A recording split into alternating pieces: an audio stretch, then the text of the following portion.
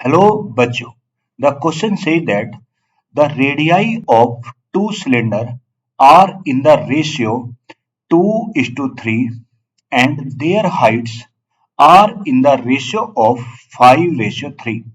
Then find the ratio of their volume. बोलता है दो सिलेंडर हैं जिनकी जो रेडियाई का रेशियो है वो क्या रेशियो है 2:3 उनकी रेडियाई का रेशियो है और उनकी हाइट का रेशियो क्या है 5:3 है। तो कहता है बताओ उनकी वॉल्यूम का क्या रेशियो बनेगा। मान लो मैंने उसने हमें क्या दे रखा है दोनों ये दो सिलेंडर है मान लिया ये मान लेते हैं दो सिलेंडर है ये सबसे पहला सिलेंडर ये है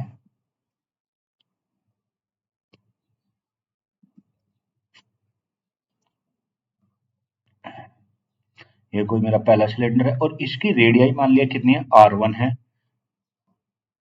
रेडियाई R1 और इसकी हाइट कितनी मान लिया H1 है रेडियाई है R1 और हाइट कितनी H1 है।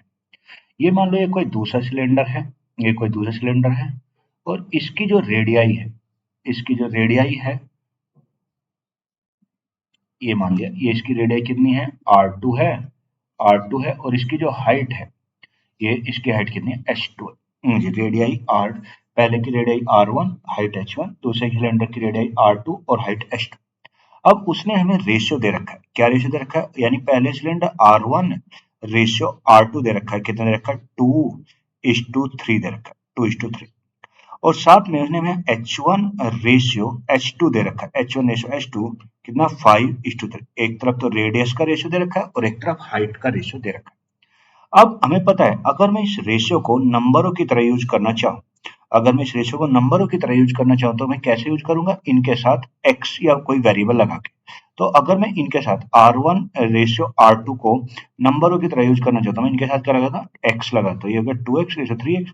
तो जो यहाँ से R1 अगर मैं लिखूं तो R1 कितना बन जाएगा 2x हो गया R2 कितना हो गया 3x हो गया। मुझे इस रेशियो को नंबरों की तरह यूज करना था तो मैंने इनके साथ क्या लगा दिया एक वेरिएबल लगा दिया ये तो ये तो मेरा इस तरीके से तो यार सेम केस हाइट के लिए भी कर सकते हैं। अब उसने हाइट का भी रेशियो दे रखा है तो अगर मैं इसे इनके साथ भी एक वेरिएबल लगा दूं इन्हें भी नंबरों की तरह यूज करना हो तो इनके साथ मैंने क्या बन गया 5y H1 के लिए 5y y जोड़ दिया और H2 मेरा कितना हो गया 3y हो गया जी। क्योंकि रेशियो को नंबरों की तरह यूज करने के लिए उनके साथ कोई एक वेरिएबल कनेक्ट करना होता है तो मैंने ये निकाला।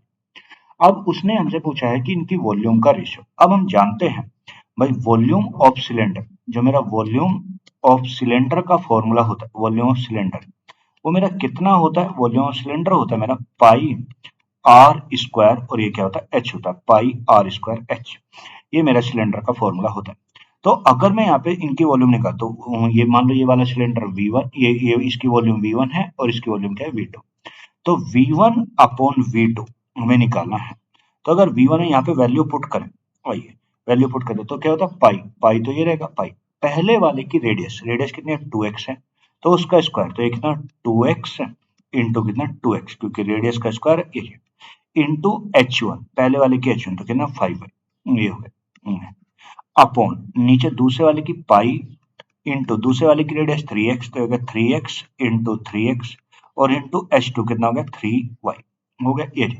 अब कर दो काम। अब देखो यहाँ पे ध्यान से समझो तो x कट गया x से x कट गया y से y कट गया पाई से पाई कट गया तो कितना 5 दूनी 10 10 दूनी 20 तो ये कितना आ गया 20 और नीचे 3 3 3 9 9 3 27 यानी जो यहाँ पे दोनों सिलेंडर की वॉल्यूम का रेशियो आ गया V1 अपॉन V2 जो यहाँ पे निकल के आ गया वो मेरा कितना 20 रेशियो कितना आ गया 27 का रेशियो आ गया। यानी जो वॉल्यूम ऑफ सिलेंडर है दोनों की वो क्या निकल के आया जो रेशियो निकल के आया वो कितना 20:27।